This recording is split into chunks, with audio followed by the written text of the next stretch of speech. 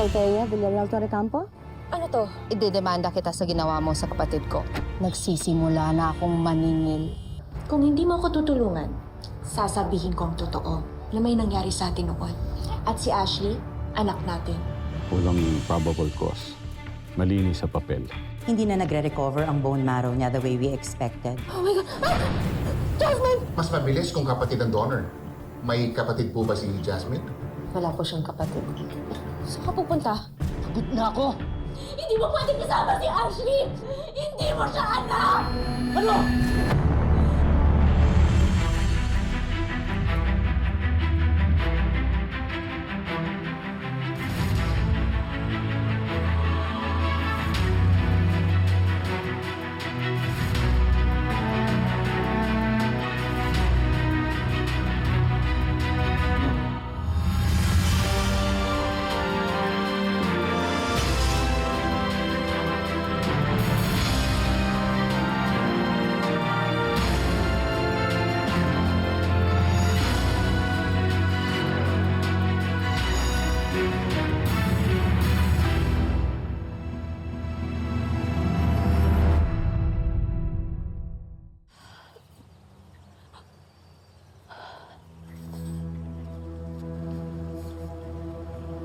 Oh, ano namang paandar to? At sino yan? Mrs. Althea Villarreal Torrecampo? This is a demand letter.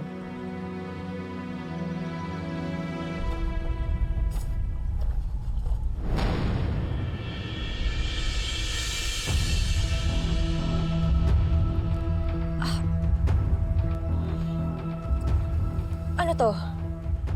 Notice of intent to file criminal and civil cases. In short, idedemanda kita sa ginawa mo sa kapatid ko. Unlike you, I have the decency to let you know bago ko sirain ang buhay mo. Nag-aaksaya ka lang ng oras. You don't have proof. We have medical records and a sworn statement from the victim.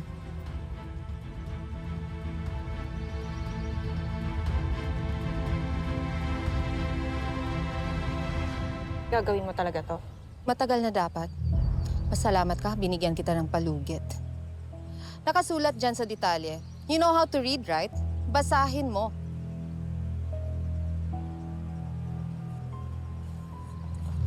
And you think this will scare me? Hindi to pananakot, Thea. Nagsisimula na akong maningil. Anong gusto mong next? Ang dami kong kasong pwedeng ilaban sa home wrecker na gaya mo. I'll see you in court.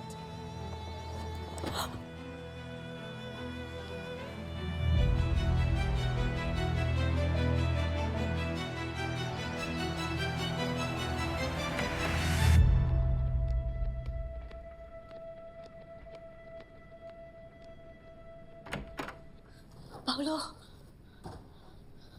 Anong ginagawa mo dito? ayaw mo kasi sumagot sa tawag at text ko eh.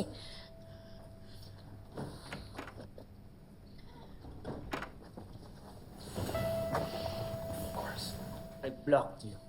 At kung may natitira pang respeto dyan sa sarili mo, hindi ka basta-basta papasok dito sa kwarto kung pagkatapos ng nangyari. Can you just please leave now? Paolo, alam mo bang idedemanda ako ni Marge dahil sa nangyari kay Jobert? Paolo, please tulungan mo ko. Convince Marge to drop the case. Hindi pa kami okay ni Marge. Alam mo kung talagang inosente ka, wala ka dapat ikatakot. Unless, tinulak mo talaga si Jobert sa hagdan.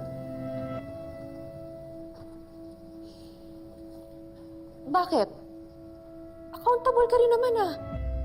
May mga nagawa ko nung gabing yun dahil sa nangyari sa atin. Na ikaw ang nagpumilit. Alam mo, we're done here.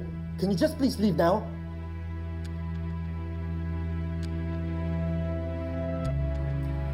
Okay. Sige. Kung hindi mo ako tutulungan, sasabihin ko ang totoo na may nangyari sa atin noon. At si Ashley, anak natin. Sasabihin ko yun kay Marge at sa lahat. Huwag mo nang dagdagan pa ang pagsira sa buhay ko, Thea. Ito na ang huli na guguluhin mo yung pamilya ko, ha? Ano ba? Kung ayaw mo silang madamay, sundin mo ako. Dahil kapag nakulong ako, Paolo, ilalado kita. Sisiguraduhin ko na unang masisira ang naghihingalong marriage yun ni Marge.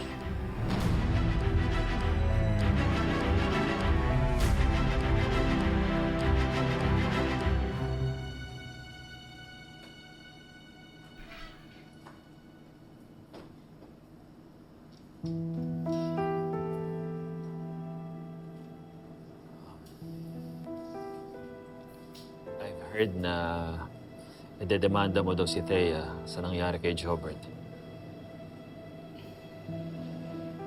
Next week na ang schedule ng fiscal. So baka pwede ikaw na muna sumama kay Jasmine sa chemo. Sure, akong bahala sa kanya. Pero, itutuloy mo pa rin ba yung reklamo kahit kay Ashley na mismo nanggaling na walang nangyaring foul play?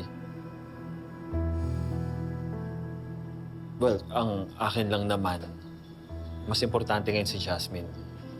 Kaysa naghahabol tayo sa kasong mas baka lalo makasira ng pamilya. Paolo, hindi to chismis o misunderstanding. Nakita ni Jobert ang kababuyan niyo. Pinagtangkaan siya ng kabit mo. Muntik nang mamatay ang kapatid ko. Hindi ko isusuko ang kaso. Para lang pakita sa lahat ang buong pamilya natin? O para mabango uli ang pangalan niyo na umaalingasaw na sa baho? Hindi ko idadrop ang kaso. Lalaban ko to sa korte kahit mag-isa ako.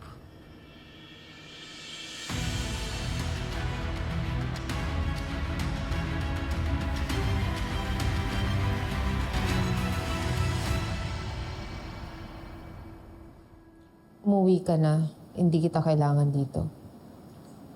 No. Uulitin ko. Pwede ka nang bumalik sa trabaho. Hindi mo naman ako kailangan samahan. No. Hindi kita hayaang mag-isa dito. Kahit ano pa nangyari sa atin, pamilya ko rin si Jobert. At hindi ka dapat mag-isa sa laban na to. Lalo na't kasama ako sa rason kung bakit umabot sa ganito. Pwede pa huwag mong gawin tong redemption arc. Dahil hindi naman ikaw yung sinasampahan ko ng kaso.